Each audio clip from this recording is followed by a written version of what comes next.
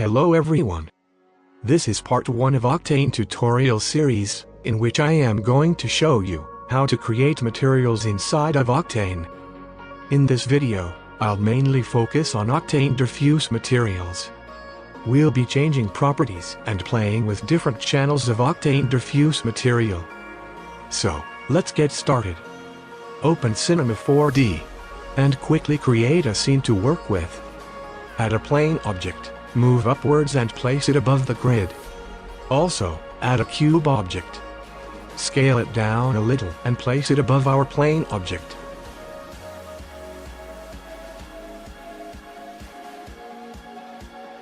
Increase its subdivisions 10 by 10 by 10 on each parameter.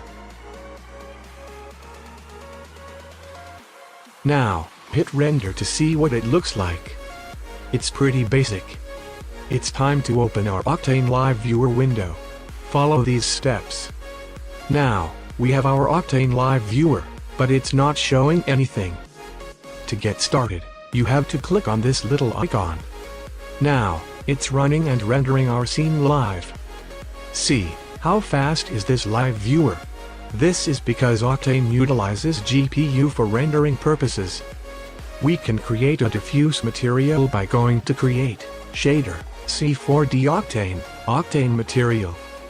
But, you can also create it from here and choose Octane Diffuse Material. You can see that a diffuse material has been created. Double-click on it to open Material Editor. Here, you can see, it has several channels like diffuse, roughness, bump, normal, displacement, emission, etc. Let's apply this material onto our cube object. And now, go to our diffuse channel, and change the diffuse color to something like dark pale blue. You can see, it's quickly updated in our live viewer also, which is so great.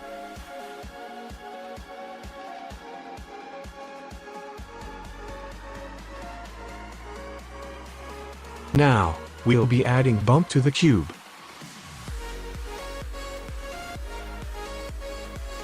So, go to Bump Channel, and click Texture and choose Noise. Noise has been applied to our cube. Change the noise type to something that is more visible. It's the good one. Scale the global scale of our noise to 200%, and we're done.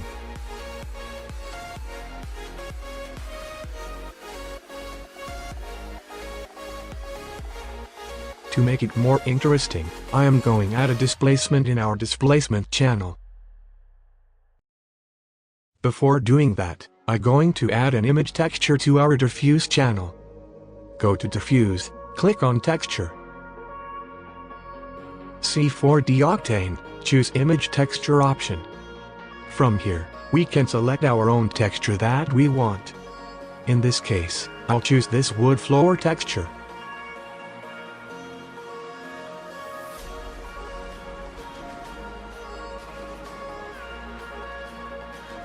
I'll quickly remove our bump first. Now, again go to Diffuse Texture Properties. Here, we can increase its brightness by this power value.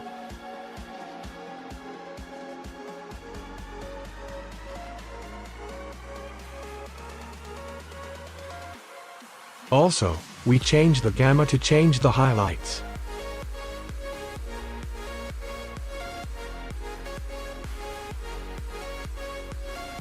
There are 3 other parameters that is not so important right now.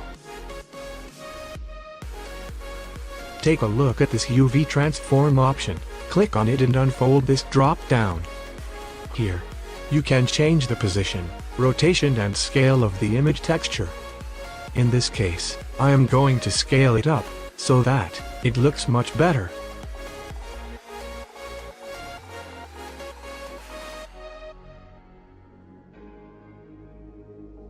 I am going to copy this diffuse shader and paste it into our displacement channel. So, copy this shader. Go to the displacement channel.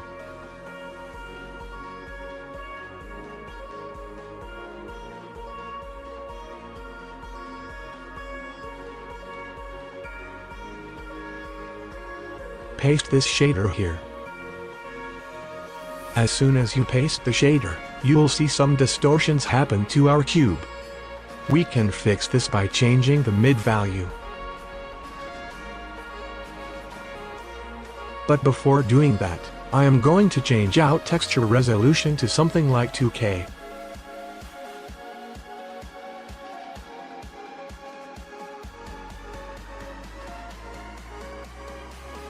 Now, increase this mid value up to where our cube looks good as before.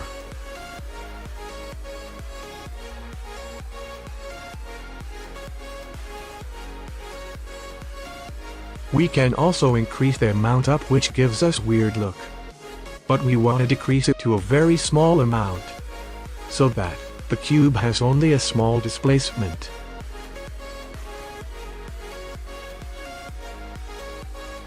Now, it's looking perfect and more realistic.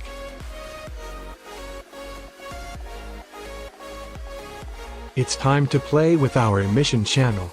Others are too basic and don't need any much practice.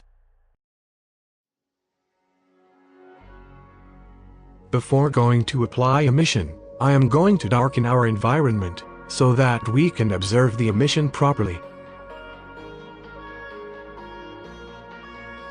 Go to the Objects option in our live viewer and choose this Texture Environment option.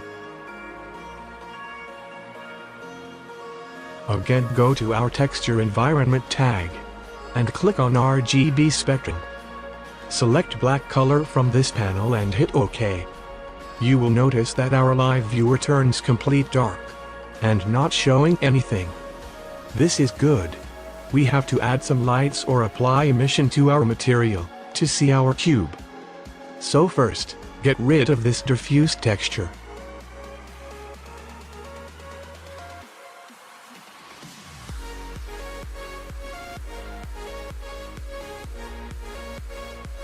And go to emission channel and add blackbody emission to it. Click on this blackbody emission, and again we have some parameters. Here, we can turn the brightness up or down with this power value. Turn on surface brightness option for a more realistic surface brightness.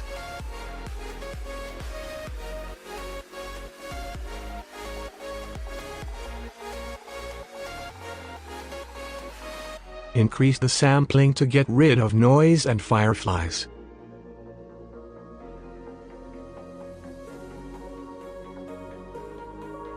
Also, we can change this temperature value to change the colors just like it happens in our nature. You just play with all these values to get your desired result. Now, go to the opacity channel. This is a pretty cool thing. You can control the opacity of our diffuse material to make our object opaque or transparent. So, these are all the channels that you need to know in Octane diffuse material properties. In the next part, I'll be explaining all about the Octane glossy and specular materials. In the later parts, I'll be showing you the basics of Node Editor to create materials.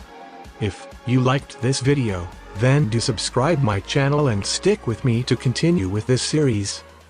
Thanks for watching.